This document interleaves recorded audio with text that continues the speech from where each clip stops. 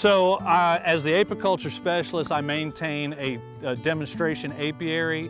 We have beehives that are active living beehives that we use for testing, and we also use for educational purposes. So we're actually going to have a class out here in September. We'll be doing a beginning basics of beekeeping course, which will be a hybrid course online. You can sit from your couch, learn about beekeeping, but then we'll also have field days so that you actually get some hands-on practice in the bee yard.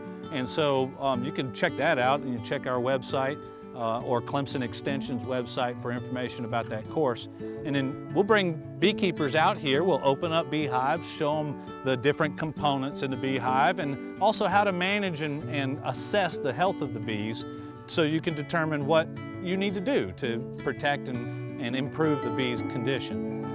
We also will use the apiaries for distance education. So I work with the South Carolina Beekeepers Association, which does conferences every year, and we take beehives from here over to the conferences to have an active working bee yard that the beekeepers attending the conference can actually go to get some specialized training.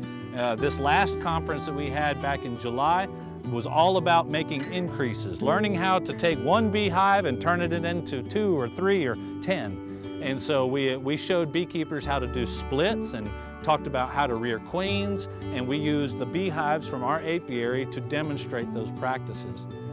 We also will be moving beehives around for other different testing purposes.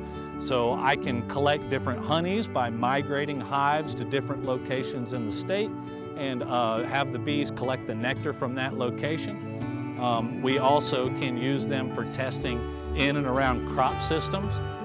Obviously there are concerns with things like pesticide use, and so we can have bees in integrated farming practices, but we want to make sure that we protect the bees from certain pesticide use. So there are certain things that we show people by having the live apiary, such as having a buffer of trees between you and the crop, which helps protect the bees, and a variety of other things. So the bee yard helps us demonstrate those practices.